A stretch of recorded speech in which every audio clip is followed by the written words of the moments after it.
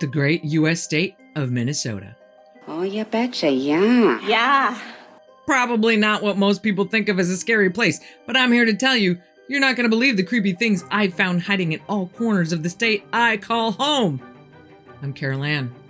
Welcome to the InBetween.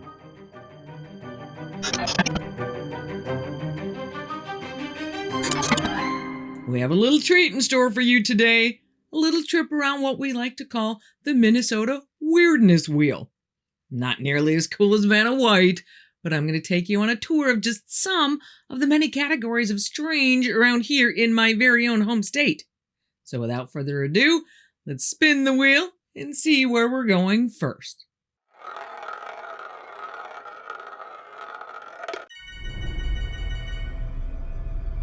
Just like every other state in the Union, Minnesota has its share of folklore. But we can claim a few that others can't. For example, the Great Lakes, of which Minnesota borders on Lake Superior, is the home of the Great Lakes merman. Fun fact! Did you know that Lake Superior contains more water than the other 4 Great Lakes combined? That's enough water to cover all of North and South America in about a foot of water. Holy crap! Tales of the Great Lakes merman, a tougher, more primal version of the cute little European mermaids with a human torso and fish-like lower body, date back to indigenous tales of human interaction with the sometimes good, sometimes nefarious creature who's been spotted by everyone from sailors to locals living near the shore. Skeptics claim sightings of the legendary figure are misidentifications of floating debris or of seals. But Lake Superior doesn't have any seals. Lake Ontario used to have harbor seals, but they couldn't make the jump past Niagara Falls, so they never made it this far west. Nice try, skeptics. But the merman is not the only thing hiding in the unbelievably deep waters of Lake Superior. Lurking right alongside him is the Mishipeshu, or underwater panther. Depicted in Ojibwe art and petroglyphs as having the body of a panther covered in dragon scales, this creature is said to rule over all water creatures and is even more bipolar than the merman. The Mishipeshu is considered both as a protector of the sacred lake and a reminder of its dangers, bestowing good weather to those worthy traveling across the water and disaster to those who show disrespect to his aquatic domain. But Lake Superior doesn't have all the good stories.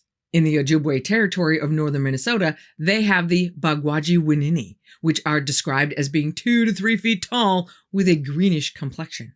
They are said to hang out under the thick canopies of ferns that let them run around without being seen. Numerous stories are associated with these creatures, including claims of human abduction. Now, if you watched our episode on the Bridgewater Triangle, link in the description, you heard us talk about the Pukwudgie.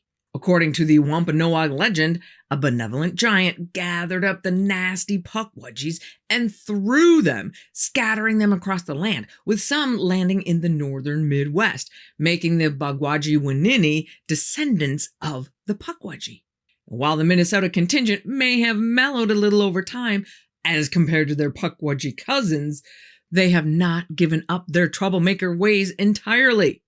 One encounter story is from an Ojibwe man who was out hunting with his son. They get separated. The dad starts searching for the son and finally sees something odd in the ground through the thick brush. It's his son's legs sticking out from under the roots of a tree. Takes a little bit of struggling, but he manages to pull his son out from under the tree. He asks his son, "What happened?" The son tells his dad that the Bagwaji-Winini got him and were trying to take him underground. Legends regarding the Bagwaji-Winini almost uniformly advise that if one sights these creatures, it is best to leave them alone and walk away. Among the Plains tribes, like the Anishinaabe, they talk about the legend of the Deer Woman, a figure with the lower half of a deer and the upper half of a beautiful woman. She's said to appear to men who are either unfaithful to their wives or don't treat them right. She seduces these corrupt men with her beauty and lures them to someplace secluded. By the time the men get close enough to see past the deer woman's beauty and notice her lower deer half, it's too late. She either attacks them or just confuses them so they're lost and disoriented and leaves them to find their way home or not.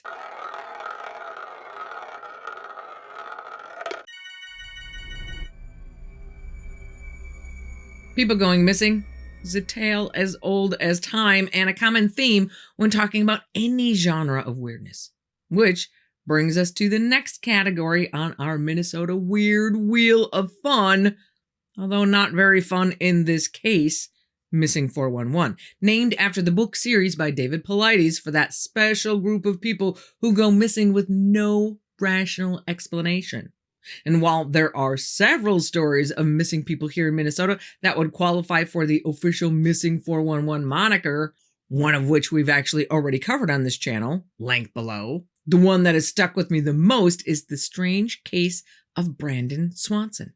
Let me know in the comments if you would like to see a full episode on this case, because the craziness of it certainly warrants one. But here is the gist of Brandon's story. It's May 13th, 2008. Brandon Swanson is a 19-year-old student living with his parents in Marshall, Minnesota, a smallish town of about 13,000 people in Lyon County in the southwest corner of Minnesota. He's a typical Midwestern young man, excited about finally starting his own life. After graduating from Marshall High School in 2007, Brandon enrolls in a one-year wind energy technology program at Minnesota West Community and Technical College in Canby, about 30 miles northwest of Marshall. This makes total sense, because if you've ever driven through southwestern Minnesota, you'll see some crazy big wind farms down there. On May 13th, 2008, Brandon's wind energy technology classes ended for the year, meaning he's done. Life can officially start. To celebrate, he goes to a small house party in Lind, Minnesota, which is a smaller town about 7 miles southwest of Marshall. His friends say the gathering was pretty chill, that Brandon did do some drinking but didn't appear drunk. No staggering, no slurring his speech, nothing that would give anyone the idea that he wasn't good to go. Somewhere around 10:30 or 11, he leaves the party in Lind and drives to another friend's home back in Canby for another small graduation party where he had one shot of whiskey. Shortly after midnight on May 14th, he leaves Canby to return home to Marshall, a drive that should have taken him about 30 minutes via the direct, well-lit Highway 68 that is a straight shot southeast to Marshall. However, Brandon didn't take Highway 68 and instead drove the back roads through farm country. Sounds odd, I know, but maybe not. When Brandon was 17, he got a misdemeanor DUI. He was a minor, so they went easy on him, but if he were to get another one, maybe not so much. Given that history, it's entirely reasonable to think that since he had been drinking, and he's a pretty small guy at 5'6" and 120 pounds, that he might have wanted to avoid the highway just in case. Now, anyone who's ever driven the back roads in farm country can tell you that they are dark and twisting, usually with no streetlights or road signs. And these roads intersect at weird angles, requiring multiple turns, which can certainly make things more difficult, especially at night and potentially slightly inebriated. Around 1:15 a.m., Brandon misses a turn onto a not very well maintained field road, driving his Chevy Lumina into a shallow roadside ditch right on the Lyon-Lincoln County line, about 13 miles southwest of Canby and 19 miles northwest of Marshall. And before you jump to the conclusion that he must have been drunk, just know that he was born blind in his left eye, so he had problems with depth perception. So the misjudgment of the intersection could be as simple as a depth perception problem. But regardless as to why it happened, there he is. The car isn't damaged. He just can't get out. He tries calling his friends for help, but no luck. So he calls his parents, Brian and Annette Swanson, at about 1:54 a.m. He says, "Hey, Mom, Dad, I'm stuck in a ditch. Can you come and get me?" His mom and dad jump in the truck and drive around looking for him for the next 23 minutes, with several calls going back and forth between them. But interestingly, Brandon tells his parents he's somewhere between Marshall and Lind. So that's the direction his parents go, with both parties flashing their headlights to signal each other, but his parents can't find him. Frustrated, Brandon says, "You know what? I can see the lights from Lind. I'm just going to start walking. Just meet me in the parking lot of the Linwood Tavern." Around 2:30 a.m., he calls his dad, Brian, again, and stays on the line for 47 minutes, describing his path, that he's following a gravel road away from Marshall toward Lind, then cutting across fields as a shortcut. He mentions crossing 2 fences and hearing running water nearby. The weather's clear but chilly, with temperatures around 40 degrees Fahrenheit, and the moon is at about 3/4 full, but sets around 3 or 3:30 a.m., so it's getting darker outside. At exactly 3:10 a.m., Brandon, still talking to Brian on the phone, yells, "Oh, shit!" and the line goes silent. Brian hears what sounds like a foot slipping, and the line goes dead. He tries calling Brandon back several times, but the phone at first just rings, then goes to voicemail. That is the last the Swansons ever hear from their son. They search through that night, but find nothing. So at 6:30 a.m., they go to the Lyon County Sheriff's Office to report him missing. The Sheriff's Office takes a kids will be kids attitude and tells Brian and Annette that since Brandon's over 18, he has a right to be missing, and that there's nothing they can do until he's been gone for 24 hours.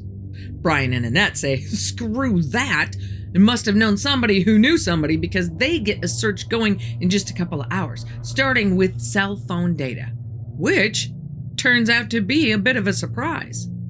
The reason they couldn't find Brandon anywhere between Marshall and Lind is because Brandon wasn't near Marshall or Lind. The last phone ping is from a tower south of Minneota, 12 miles to the northwest of the Marshall-Lind area. He was nowhere near where he said he was.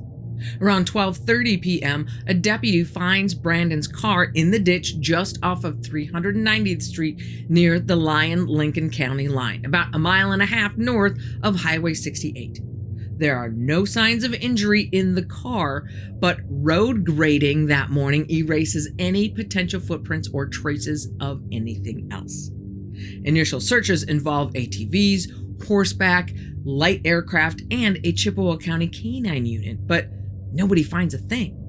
The next day, so May 15th, a different bloodhound using a different scent article tracks Brandon south from the car for a half a mile, then west on 390th Street for 1 mile, north on County Road 16 for a half a mile, west to an abandoned farm's driveway, and northwest along the Yellow Medicine River for a 1/4 mile.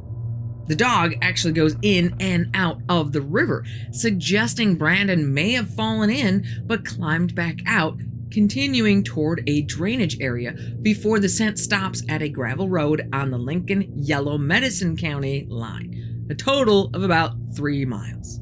This tracks with Brandon's phone descriptions: gravel roads, fields, fences, and running water. The terrain is rugged with dense vegetation, and his impaired depth perception in near total darkness with the moon setting would have almost certainly made it a tough trek and hard to know where he's going. Cadaver dogs and volunteers, including boat patrols on the river, search all over the area. Gates are installed downstream to catch debris flowing toward the Minnesota River. Sheriff Jack Vizecki of Lincoln County and Lyon County Sheriff Joel Dahl both walk a 2-mile stretch along the river daily for 30 days. But no trace, no clothing, phone, keys, glasses, or body is ever found. The official search ends after 6 days, but volunteers keep going. Searches are conducted every year, covering 122 square miles. And in 2013, law enforcement, volunteers, and 34 dog teams from 9 states all come together for one gigantic search effort lasting 120 days. Nothing. To this day, no trace of Brandon has ever been found. His family keeps their porch light on. They know in their heads that Brandon is dead, but their hearts will always have a flicker of hope. And they have a silver lining to their tragedy that they can hold on to. They are responsible for Brandon's Law, enacted in Minnesota in July of 2009 and adopted by other states after that, requiring immediate investigation of missing persons reports regardless of age. Of course, there are all kinds of theories as to what happened to Brandon, ranging from he slipped into the river to alien abduction. The most popular theory is drowning. He fell into the fast-flowing Yellow Medicine River, which was up to 15 feet deep, 20 feet wide, and unusually high that night, drowned, and his body was washed away. Except, law enforcement put gates on the river further down to catch his body, but no body or any of his belongings or clothes ever showed up. Not to mention the fact that the bloodhounds tracked him into the river and back out again, leading away from the river. And cadaver dogs never found anything. Some people think he died of hypothermia. If he fell into the water, he'd be all wet and almost freezing temperatures. Maybe he was walking around trying to find shelter, possibly in the abandoned farmhouse, but just couldn't find anything in time. But if he was walking around trying to find shelter and just keeled over in some random field, the cadaver dogs, who can smell decomposition up to 15 feet underground and for miles above ground, would have detected his body.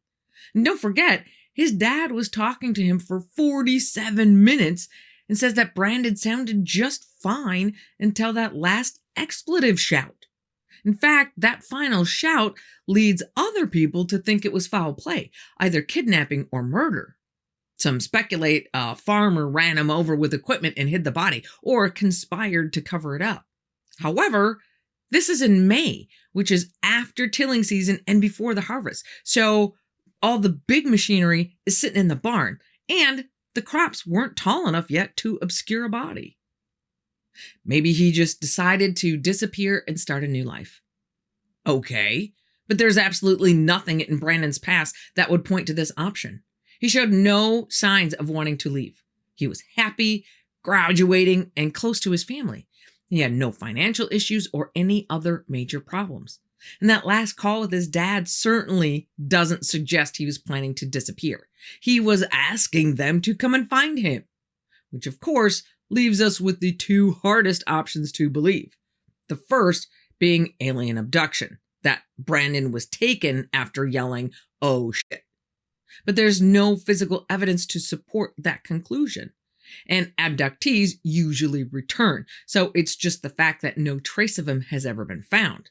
Which of course is the same evidence that leads to the second of the hard-to-swallow ideas, some kind of portal or interdimensional slip.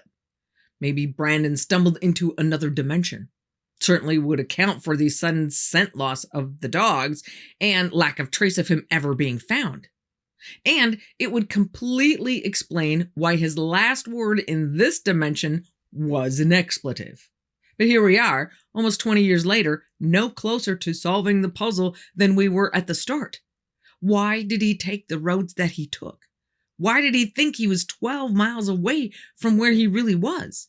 And what did he run into that night that changed everything? I know I speak for everyone here at the InBetween when I say that our prayers go out to Brandon's family that they may find peace and maybe someday answers.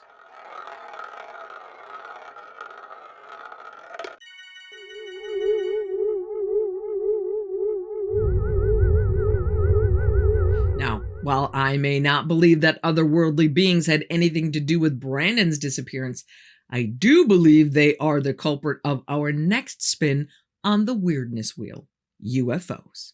Minnesota lays claim to an encounter often cited in the top 10 of UFO encounters in the country.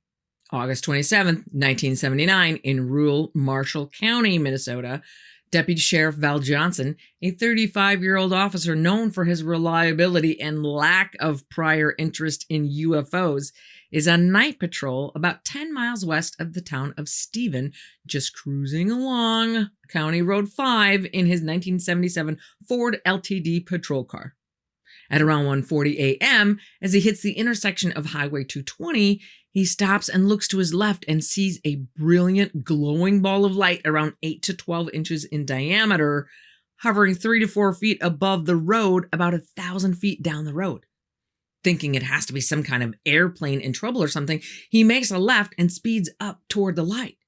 In an instant, the light surges forward at super speed, engulfing the squad car in an intense white glow. Val hears the sound of glass breaking before losing consciousness for about 39 minutes. When he wakes up around 2:19 a.m., he's disoriented and in pain. He radios dispatch in a shaky voice. Something just hit my car. I don't know how to explain it. Strange. Are you, what's your condition? Are you okay? Something attacked my car. Dispatch sends backup his way that arrives to find a very strange scene. Val's car is stopped in the middle of the road, 90 degrees sideways, blocking both lanes of traffic. The skid marks that got him there are either 100 feet long or 1,000 feet long, depending on who you ask, but even 100 feet is a pretty long skid. And some of the officers report a faint ozone smell in the air, even though it's not a stormy night. The physical damage to the patrol car is extensive and bizarre. The windshield has a spiderweb-like cracking pattern that originates from the inside of the glass, but still looks like it's something that started on the outside. It's like it was being pushed in and pulled out at the same time. A glass specialist from Ford Motor Company who examines the windshield describes it as extremely unusual and unlike any damage he's ever encountered in his career. This inward bending fracture can't be replicated by standard impacts like a rock or a hammer strike from the outside. Tests show the cracks aren't caused by thermal stress or a projectile. Instead, they appear to result from an intense, localized energy source that warped the glass in a way that defies normal physics. Some analyses show signs that the glass damage resembles effects from high-energy radiation or electromagnetic fields, where the molecular structure of the glass was altered, leading to this impossible cracking pattern that spread outward from a central point without shattering completely. Equally intriguing is the damage to the vehicle's antennae. The two radio antennae are bent at precise angles, one at 45 degrees and the other at 90 degrees, about halfway up. A metallurgist from Honeywell, who examined the metal, concludes that the bends are not from mechanical force, but likely induced by a strong electrical field that heated the antennae internally. This heating may have softened the molecular structure of the metal, allowing it to bend under its own weight or the small ball at the tip, without signs of external twisting or impact. Microscopic analysis reveals no tool marks or stress fractures typical of forced bending. Instead, the damage looks more like electromagnetic interference that affected the atomic bonds, a phenomenon that scientists at the time couldn't even replicate in their own labs. Per the Honeywell expert, this molecular damage aligns with theories of a highly charged electrical thing with mass and momentum. And there's even more damage to the car, including a dented hood with a dime-size impression, a smashed headlight, a broken red emergency flasher with a hole punched through it, and a wonky radio. The chrome surfaces all have these weird scratches, and the brakes are not working. But then, they just start working again. Minor radiation traces are detected on the car, though not conclusively linked to the event. Val's trusty Timex wristwatch and the car's electric dashboard clock have both inexplicably lost 14 minutes, but go back to normal without further issues. Val himself suffered physical effects, including mild bruises, a lump on his forehead, teeth fractured at the gum line, and severe eye burns diagnosed as being like welder's flash from arc welding or intense light exposure. He required medical treatment at a hospital in Warren, where doctors noted the injuries were consistent with high-intensity light or radiation burns. Emotionally, the incident strained poor Val. He appeared on shows like ABC's Good Morning America and That's Incredible, but refused polygraph tests and hypnosis, citing his privacy concerns. Sheriff Dennis Brecky, who stands by his man Val, coordinates with the Air Force and the FAA just to make sure there are no other aircraft in the area, and the Center for UFO Studies, led by investigator Alan Hendry. Magnetic tests on the car find nothing unusual, but experts from Ford, Honeywell, and a Brainerd hyperspectral lab analyzed the damages. The consensus is that no single conventional explanation, such as ball lightning, a hoax, or a meteor, fits all of the evidence. Ball lightning is suggested by the National Observers on Aerial Phenomena, but critics say ball lightning doesn't typically cause such targeted structural damage. Skeptic Philip Klass says it's a hoax, claiming Val damaged the car himself. But Val's sterling reputation and the fact that no one could answer the question of why would he do that kind of put the kibosh on the skeptics. And if you're one of those I'll believe it when I see it types, well, you can do that. The UFO car is still on display at the Marshall County Historical Society Museum in Warren, Minnesota, and draws thousands of visitors every year. Val is now retired and living in Wisconsin, and he maintains to this day that all he knows is that he encountered an unidentified force. He doesn't claim to know if it was extraterrestrial or interdimensional or anything else, just that it was real. And we still have the car to prove it.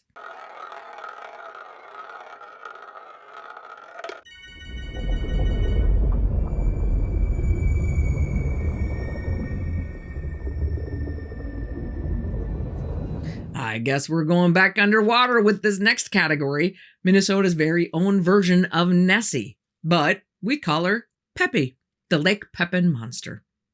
I do find it interesting that so many large lakes have their own sea monsters, like Champ in Lake Champlain, Bessie in Lake Erie, Tessie of Lake Tahoe, and Illy from Lake Iliamna in Alaska.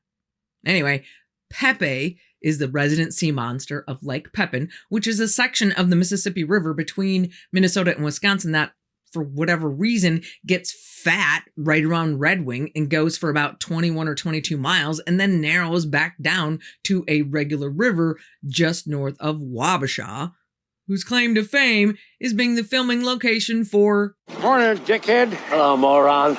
Grumpy Old Men. Interestingly enough, Loch Ness, home to the queen of sea monsters, Nessie, aka the Loch Ness Monster, is between 22 and 23 miles long. And both lakes are roughly the same width, with Loch Ness maxing out at 1.7 miles wide and Pepin at 2 miles wide. So for all practical purposes, these two lakes are the same size. However, the difference comes with the depth. Lake Pepin is 60 feet deep at its deepest, where Loch Ness bottoms out at 755 feet, with an average depth of 433 feet. That's a bit of a difference. But as shallow as Lake Pepin may seem in comparison, it still seems to be the home of something hiding under the surface. Something big enough and menacing enough that the Dakota Indians, who used to live in the area, ditched their regular birch canoes for deeper dugout canoes whenever they were traveling across Lake Pepin, because something kept capsizing the smaller ones. According to the Minnesota State Historical Society's Book of Days, on April 28, 1871, a lake monster is seen swimming on Lake Pepin, larger than a rhinoceros and smaller than an elephant. Occasional sightings have been reported through the years, with 1983 being a banner year with two pretty remarkable encounters. The first comes from Shelley Shimbeno. Shelley's a teenager in 1983 and is floating in the water of Lake Pepin, where water skiing was invented in 1922, waiting for a boat to pull her up on her water skis. As she's waiting, she sees this over 10-foot long black mass under the water surface moving away from the boat. Shelley is so freaked, she scrambles out of the water into the boat and never goes back in. The other sighting is from 57-year-old Stephen Raymond. Steve and his fishing buddy are on the lake to do some fishing when Steve notices something up ahead. At first, he thinks it's a tree, but it's not. It's moving. They manage to get themselves closer to within just a couple hundred feet. Steve says he could see at least 20 feet of it out of the water. He says it was greenish with a yellowish tint. Thankfully, he's still aware enough to snap a single picture. Another man who has seen the aquatic beast for himself is Larry Nielsen. Sometime around 2004, Larry and his wife are out on the lake enjoying a quiet evening, with the surface of the lake as smooth as glass. But looking out over the lake, they spot a 1.5 to 2 foot wake about 100 feet long moving against the current. As the owner of the Pearl of the Lake paddle wheelboat that gave boat tours around Lake Pepin, Nielsen came up with the idea in 2008 of offering a $50,000 reward to anyone who can provide proof of Pepe's existence. All it takes to get the cash is a really good picture that can be certified as authentic, or a chunk of fin or scales that can be verified by biologists at the University of Minnesota as being an unknown lake species. Okay. You know that I spend a lot of time researching all of these episodes, and I don't think I can impress too much upon you all of the odd things I learn along the way. Did you know there is a contingent of people out there that believe that some percentage of lake monsters or sea serpents can be attributed to the misidentification of whale penises? Penises? Peni? Apparently, during mating season, some males of certain whale species will breach the surface, belly up with their freak flag flying, which can be up to 5 feet long. I can see this being a possibility for open ocean sea monsters, but you're gonna have to come up with a better answer than a whale penis to debunk old Pepe.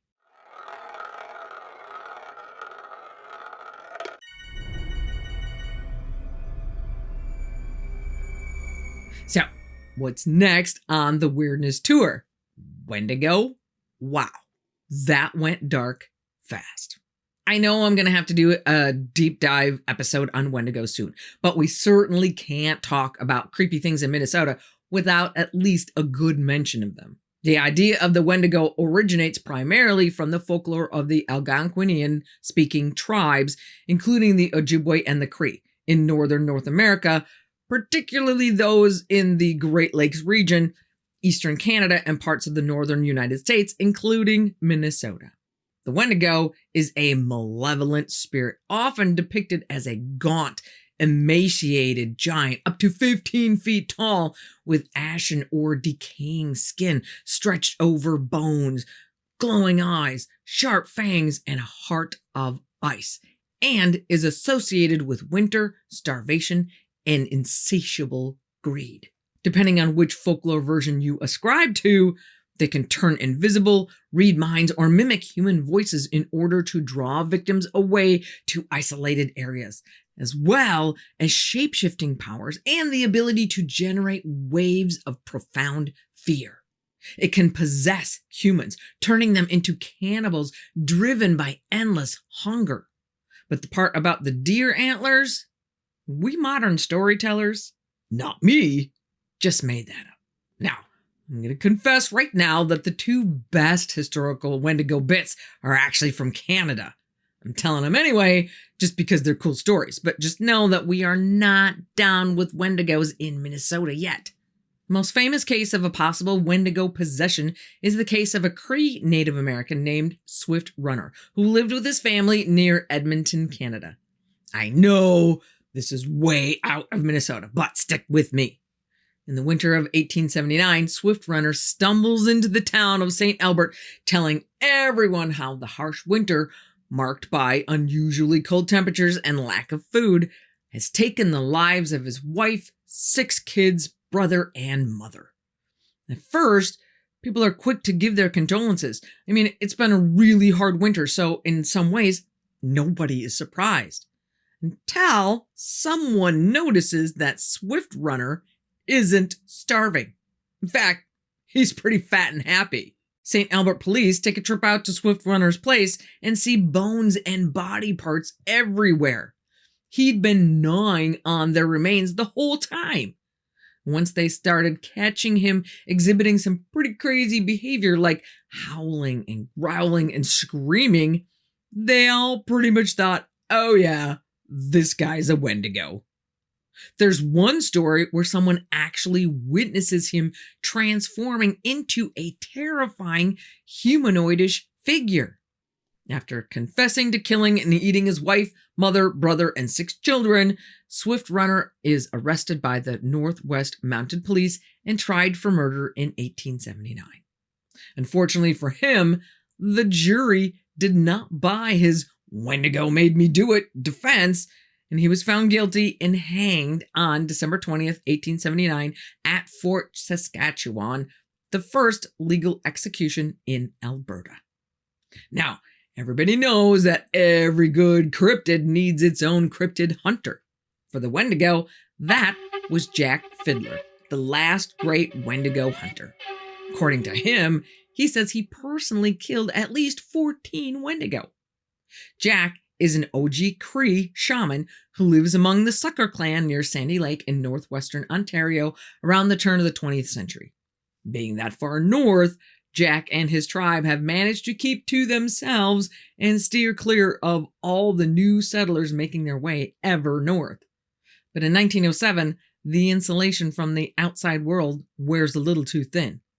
Jack and his brother, Passaquan, are arrested by the RCMP after they pretty much admit to ritualistically killing a First Nations woman by the name of Wasakapiqua with not only permission, but help from the woman's family, who say she was turning into a Wendigo.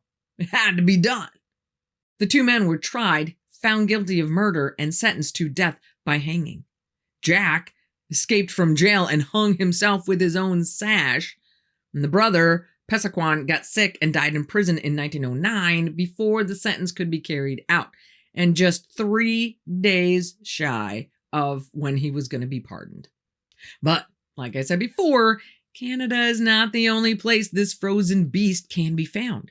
In fact, the chilly little city of Roseau in northern Minnesota, just 10 miles shy of the Canadian border, with a population of less than 3,000 people, is famous not only for its high school hockey, but for their own Wendigo. Between 1800 and 1920, that area had several sightings of what locals called a Wendigo that became known as the Ghost of Roseau, and as more of a harbinger of death than an eater of men. In the March 14th, 1948 edition of the St. Paul Pioneer Press, one encounter of the Wendigo that haunted the Roseau area, and specifically a place nearby called Ross Indian Village, is remembered by a man named Jim Cobinas.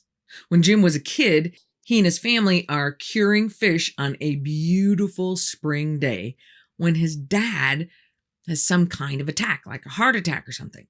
Jim and his brother are sent to town to get Oshwash, the medicine man.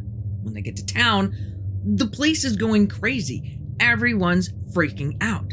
Oshwash is going around asking each person if they're sick, but everyone says no. They're just freaking out because they've just seen the ghost of Roseau.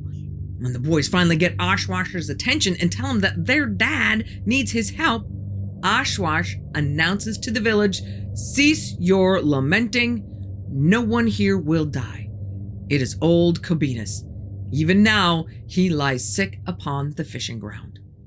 That same article goes on to tell of an encounter by a pioneer by the name of Jacob Nelson. Jacob and some of his family members are at the home of the Micanic family when they spot the creature in the yard next to a swamp in broad daylight. He watches it sometimes walk, sometimes run, stumbling and almost falling several times over the quarter of a mile that it's in his view. He describes the as he calls it, apparition, as being 15 feet tall and dressed in a material that looked like white lace. Yup, you heard that right. White lace. That is actually a thing for Wendigos. I did not know that. The very next day, Mrs. Mickeneck passes away. And just so you understand just how seriously the Native American tribes of the northern part of the US and Canada took their belief in the Wendigo, which translates to the evil spirit that devours mankind, they actually developed a ritual dance called the Wendigo Kanzimowin, or Wendigo dance. The Wendigo dance featured tribe members wearing masks, dancing backwards around a central drum in an attempt to mock the Wendigo. But the ultimate goal of the ceremony, which was usually performed during times of famine, was to remind tribe members that cannibalism is never okay. It's better to starve to death than eat another human being. And if you did cross that line, the Wendigo and your transformation into a cannibalistic monster would be waiting for you. The last documented performance of the ceremony in the United States took place at Lake Wendigo on Star Island in Cass Lake within the Leech Lake Indian Reservation in northern Minnesota, which is Ojibwe territory. No specific date of the performance is recorded, but it's believed to have been something prior to 1950. Two small postscript notes on this last tidbit of information. First, notice the description of the location of that ceremony. Lake Wendigo on Star Island in Cass Lake. That means Minnesota lakes are so badass that we have lakes within lakes. Second, that location is only 20 miles from where I vacation every year. I never go out at night anyway. Once the sun goes down, our idea of a good time is wine coolers, microwave popcorn, and a vicious game of skip out. But now that I know that I am deep in Wendigo territory, I'm really not stepping foot outside in the dark. I will be doing a deeper dive on the history of the Wendigo in the future. But for now, let's move on and see what category we're going to cover next.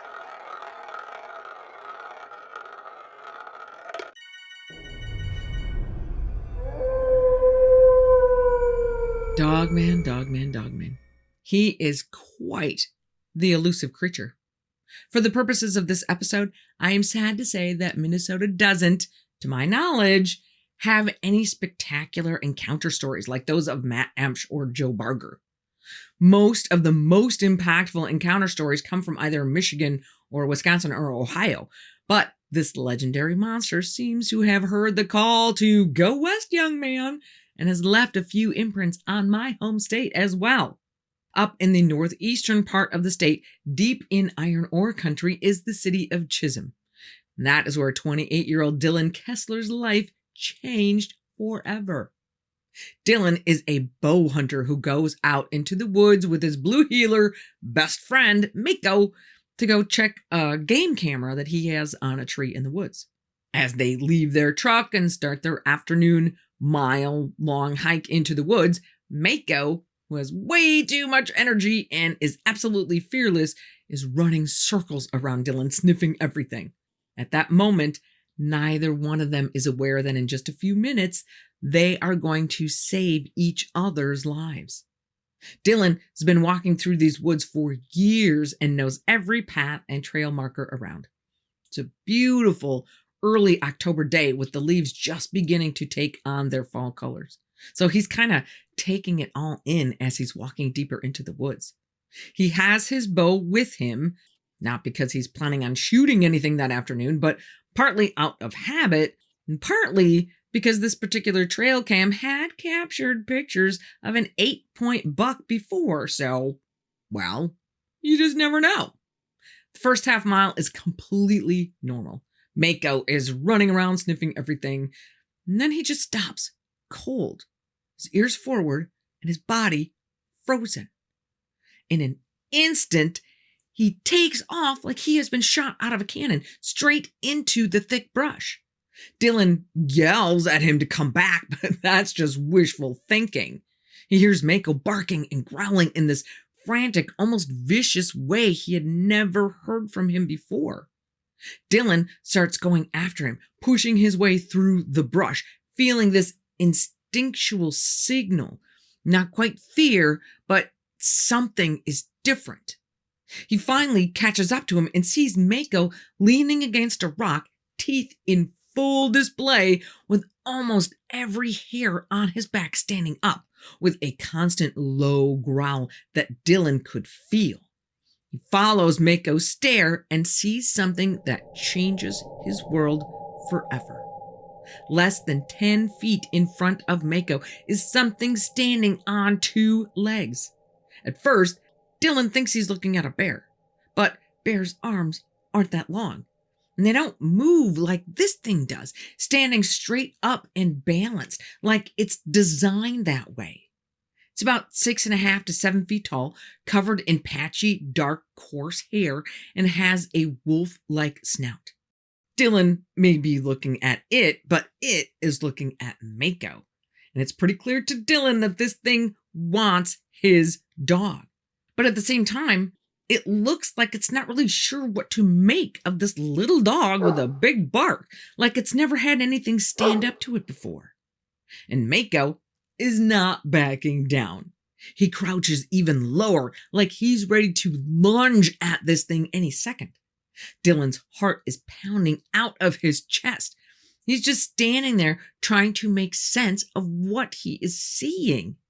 His brain is flipping through flashcards of all the animals he knows to be in this forest, and what he sees in front of him isn't in the deck, until one last card flashed in front of his eyes. He didn't like it. He tried to ignore it, but there it is. The only match his brain can come up with, a werewolf.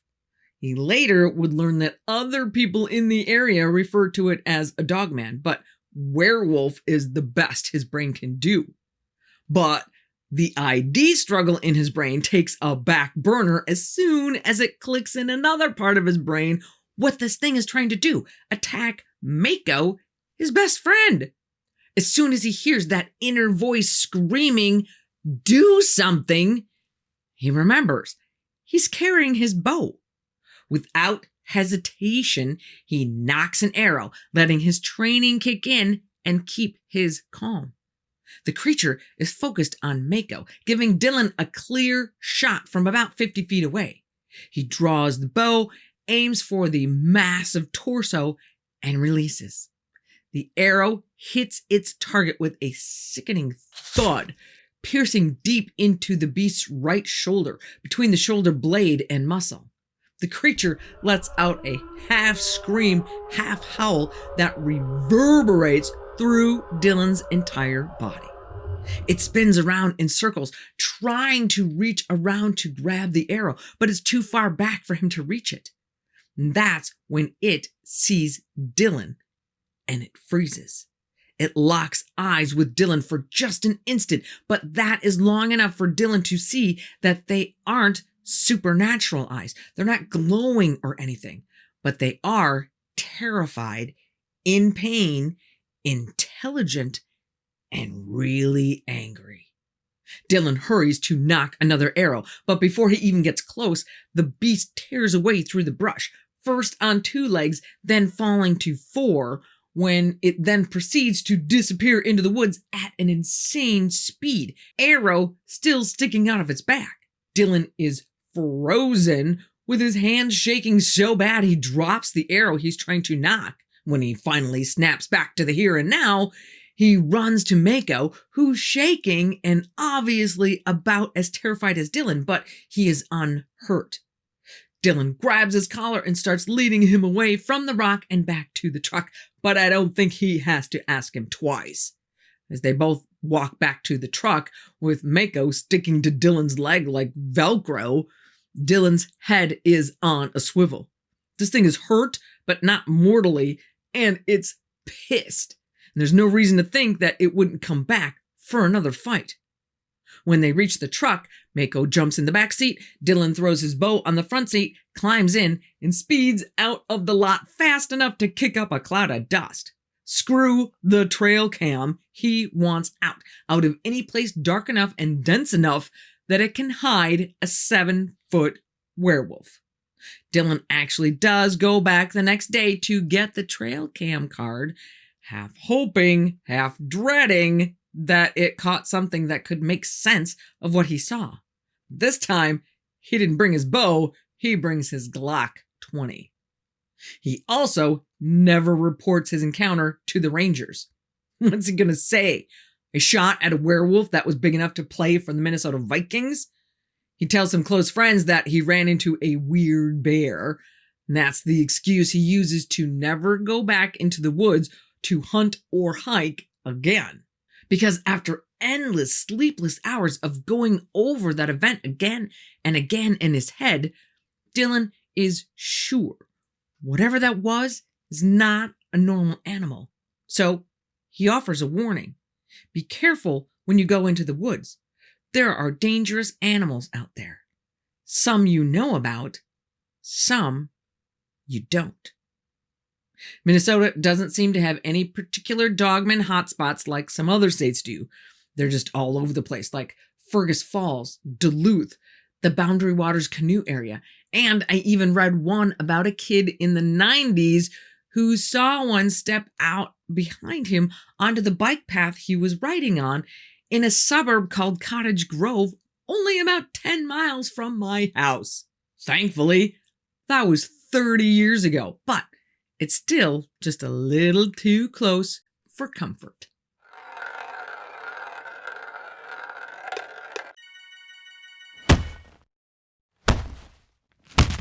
The next stop on our wheel of crazy is our big fuzzy friend, Bigfoot. When I first started researching this section, I thought that Bigfoot was kind of like Dogman here, where there's no real hub of sightings. They're just kind of everywhere. But I was wrong. According to the BFRO, they have 81 sightings on record in Minnesota, and a full quarter of those are in one county, St. Louis County. St. Louis County is up in the tip of Minnesota and includes the modern city of Duluth on the south end and the primitive Boundary Waters canoe area on the north. Just a little side note, Minnesota's kind of in the middle of the pack with our 81 sightings, and of course we pale in comparison to the Bigfoot juggernauts like California's 469 sightings and Washington's 731, but I was surprised to see that Alaska only has 22. Somehow I find it hard to believe that Minnesota has more Bigfoot than Alaska. I think they just want to keep their sightings secret to keep the riffraff out. Anyway, just like Dogman, we don't have any legacy encounters like Martin Grove's encounter in the land between the lakes. But we still have a lot of them, especially when you consider that the BFRO is only one reporting center. Now, I'm sure the number is much higher in reality because even with Bigfoot, there's still a lot of people who do not want to tell anyone in case they get called a kook. But there are plenty of people who manage to be up close and personal with these things. Take this sighting from St. Louis County. A hunter, let's call him Craig, was out on a Tuesday afternoon in November of 1997, about 5 miles east of Floodwood. Craig had been hunting this land with his friends and family for 10 years. He knew this place like the back of his hand. It's a super calm day, the kind of day that you can hear everything that's making noise in the woods. And there is not a deer in sight. So he thought, okay, I'll wait until 5. And if I don't see anything else, I'm out of here. Around 4:45, he hears one branch snap. And then 2. And you could tell by the crack that these are not small branches. He'd been putting out bear bait, so he thought, it's gotta be a bear. But whatever it is, it's heading his way. He thinks, finally, maybe this day isn't a waste after all. He gets his 308 ready. He sees something move off to his left, so he looks through his scope to see what's coming. Whatever it is, it's dark brown like a moose. Well, that would explain the cracking branches. Stops about 100 feet away, and everything goes quiet. But he finally catches the head in his scope. What? It looks like a long-haired gorilla standing up. Craig moves his head to the side so he could see around the scope with his own eyes. That movement catches the hippie gorilla's attention, and it lets out a howl that shakes the earth. It then turns and starts heading back the way it came, quickly, like 100 yards in 10 seconds quickly. It stops, howls again, and keeps going. Craig's heart is about to jump out of his chest. He climbs down from his stand and runs to his car about a mile away, safety off, not looking back. He gets into his car and sits there for a long time, trying to figure out what he just saw. Craig never did figure out what he saw that day, but he did figure out that he doesn't really have any desire to go into the woods anymore. One of my favorite sightings I read about is from a man named Jim and his wife, let's call her Joan, from Emily, Minnesota, which is only about 20 miles from my family cabin. Jim and Joan live about 5 miles outside of Emily and had been there for 12 years at this point in 1978. It's about 10:30 at night and the couple's getting into bed for the night. They turn off the lights, and a few minutes later, Joan whispers, "Jim, there's something outside the window." So Jim quietly gets back out of bed to flip the light back on. He flips the switch and sees 3 sets of orangish eyes, each about 5 to 8 inches apart, staring into their bedroom window with vague outlines of their heads pressed against the screen. One of them was so tall it had to bend down to look through the window. That window was about 6 feet off the ground and about 8 feet off the ground at the top. Amazingly enough, it wasn't Jim or Joan to scream first, but the 3 giants outside. They all let out this high-pitched shriek and run off on 2 legs into the darkness. After that night, Jim tries to ask some of his neighbors if they have had any issues. And funny enough, nobody wanted to talk about it. And I think my favorite part is Jim telling the BFRO investigator that it was not unusual for them to hear strange noises coming from the woods, that he describes as a baritone wolf howling backwards in German.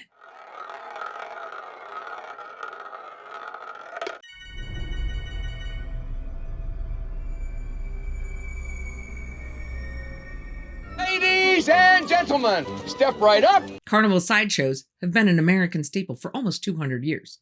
Pay your money and be treated, so to speak, to a parade of so-called real anomalies of nature, ranging from the interesting to the horrifying. They're kind of like a train wreck. We know we shouldn't watch, but we do, with most of us knowing in our heads that the more horrifying, the more likely it is to be fake. But what if it's not? Our final category on the Minnesota Weird Wheel is that of the Minnesota Iceman. In January of 1968, cryptozoologist Ivan T. Sanderson, a guy that we've talked about a couple of times already on this channel, gets a call from a zoologist in Minnesota who happens to also be a researcher trying to prove the existence of the abominable snowman. So he's pretty familiar with the subject of bipedal cryptids. He tells him, "Hey, I just got back from Chicago and saw this thing frozen in a block of ice in a sideshow. I could be wrong, but I think you should go take a look. I think it's the real thing." So Ivan and his friend and colleague, Dr. Bernard Heuvelmans from the Royal Academy of Sciences in Belgium, somehow figure out where the attraction owner, Frank Hansen, lives and head out to track him down. They find him at an undisclosed location somewhere west of the Mississippi and spend 3 days photographing, measuring, and taking notes on the frozen specimen. The specimen is allegedly the remains of a creature that Frank shot on a hunting trip near the Whiteface Reservoir, about 20 miles north of Duluth, in 1960. This male creature is about 6 feet tall with dark brown hair, about 3 inches long, covering most of his body. He has many features that look completely human, but several features that are not, like his super long thumbs and ape-like nose shape. He also has a bullet hole through the eye and a broken arm. At the end of their 3 days, both Ivan and Bernard declare the specimen to be real, in part because of the insane amount of work it would take to create a fake this detailed, and because of the strong odor of decaying flesh that permeated the trailer he's being held in. Ew! But here's where things get, wait for it, hairy. Ivan and Bernard are now convinced that this is either the missing link or Bigfoot or something of that nature frozen in this block of ice. So they start telling everyone, we found it. We found the missing link. And people, including the Smithsonian, start to pay attention. The Smithsonian starts digging and finds out that in 1967, Frank paid a lot of money to have a special effects company in California make a latex version complete with real bear hair. Frank says, yeah, I did that. Dragging the ice block around from sideshow to sideshow was taking its toll, so I had a model made so I could preserve the original. Ivan and Bernard continue to talk about the find while Frank stops exhibiting it for a little while. When he does go back to the Carney circuit, what is in that ice block is clearly a fake. The Smithsonian declares it a fake, although according to Frank, no one from the Smithsonian ever came out to take a look. So Ivan and Bernard take a second look at the ice chunk and come to very interesting conclusions. Ivan says, oh yeah, that's a fake, but that is not the one I saw originally. Bernard says, this is the same one we saw before, and it's real. I don't know about you, but if those two guys can't agree, I'm not sure about anything they have to say. Of course, one thing that doesn't help their case is that Frank's story about how he came to be in possession of who Ivan and Bernard have now named Bozo keeps changing. The story has gone from he shot him in Minnesota to he found him floating off the coast of Siberia in ice to he was recovered by Japanese whalers to he was bought by Frank in Hong Kong to he was shot in Vietnam in 1966 and smuggled to the US in a body bag. That last version is actually really interesting just because Vietnam has many tales, many who come from US soldiers who were in country during the Vietnam War, of an ape-like cryptid they call the rock ape. When asked why his story has changed so many times, Frank says, well, I really shot it in Minnesota, but my lawyer friends were telling me I'd better be careful because if this thing is determined to be human in any way, I could be looking at murder charges. I guess when you look at it that way, I'd probably change my story too. But what about the fact that he admits he had a latex model made? Well, 2 words: plausible deniability. If his lawyer friends are right, just having the body could cause a heap of trouble. But at the same time, are you going to destroy what is essentially the only proof of a previously undiscovered species? No. You're going to keep the actual evidence safe, which is exactly what Frank says he's done. He says the real body was sold to an unnamed millionaire for safekeeping, which is probably pretty smart considering that if anyone thought the real specimen was still around, it probably would be confiscated by the FBI, given to the Smithsonian, and then conveniently lost. Interestingly enough, in 2013, an item went up for auction on eBay with the headline reading, Genuine Minnesota Iceman Sideshow Bigfoot 1960s. The sellers were asking $20,000, and they must have gotten a lot of interest because the auction ended on February 20th of 2013 with the best offer being accepted. My heart jumped a little when I saw this little detail in the auction shipping details. Local pickup available from where? Cottage Grove, Minnesota.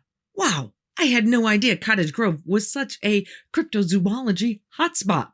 Nobody knew at the time where what I presume is the latex model, seeing as though the picture included in the auction is of an ape-like figure in a freezer, no longer in a block of ice. Nobody knew where it went. However, in hindsight, We now know that it was bought by a guy named Steve Boosty and landed safely at Steve's Museum of the Weird in Austin, Texas, where, as far as I know, it's still on display to this day. Well, that is it for our whirlwind tour of all of the creepy corners in Minnesota. But really, that's not even all of them. That's just the ones I found first. I know for a fact that there's way more out there than I could ever get around to covering. I didn't even have time to get to the ghost category, which is kind of interesting. This is where I live, and there's this much creepy stuff going on. Just imagine what's going on in your backyard. Woo doggy! That was a lot of craziness for one episode, but I think we did a pretty good job of covering a wide variety of weirdness over a wide swath of territory. Let me know in the comments if you'd like me to keep doing these statewide episodes. If you would like to keep moving down the road to the next stop on the mystery tour, click on this episode. Trust me, it will peg your creepy meter. Be careful out there, and I will see you here again on the In-Between.